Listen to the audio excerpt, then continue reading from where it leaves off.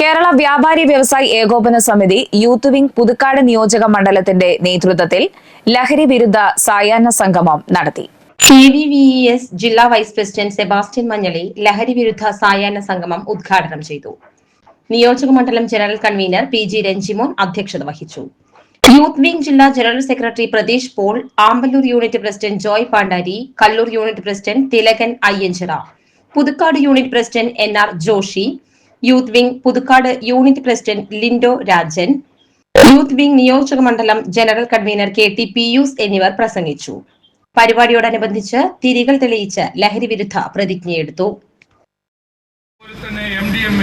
അതുപോലെ നമുക്കൊന്നും പേരുകൾ അറിയാത്ത തരത്തിലുള്ള ലഹരിയാണ് ഇന്ന് വന്നുകൊണ്ടിരിക്കുന്നത്. അത് പല രൂപത്തിലാണ്, പലഹാരത്തിന്റെ രൂപത്തില്, മിഠായിയുടെ രാഷ്ട്രീയത്തില്, അങ്ങനെ ഏതൊക്കെ മേഖലകളിലാണ് ഇത്തരം ലഹരി വരുന്നത് എന്ന് ചോദിച്ചാൽ പറയാൻ പറ്റാത്ത തരത്തിൽ ലഹരി മാറിയിരിക്കും.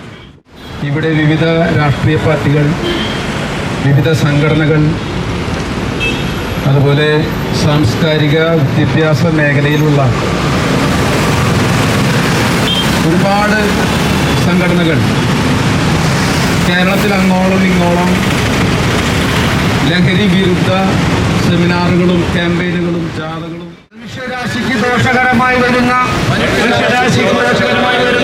ഏതൊരു ലഹരി വസ്തുവും താഴെ ഉപേക്ഷിക്കുമെന്നും അത് ഉപയോഗിക്കുന്നവരെ ബോധവൽക്കരിക്കുമെന്നും പുതുക്കാട് സെൻട്രലിൽ നമുക്കിങ്ങനെ ഒരു പ്രോഗ്രാം നടത്തണമെന്ന് പറഞ്ഞപ്പോൾ തീർച്ചയായും അത് ശരിയായിട്ടുള്ളൊരു തീരുമാനമാണ് എന്ന് എനിക്ക് തോന്നിയിട്ടുണ്ട്.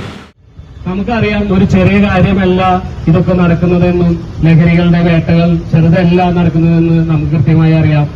അതിനെതിരെ ഇന്ന് ഏറ്റവും അനുയോജ്യമായ രീതിയിൽ കേരളമൊട്ടാകെ വ്യാപാരികൾ ജനസമൂഹത്തിന് വേണ്ടി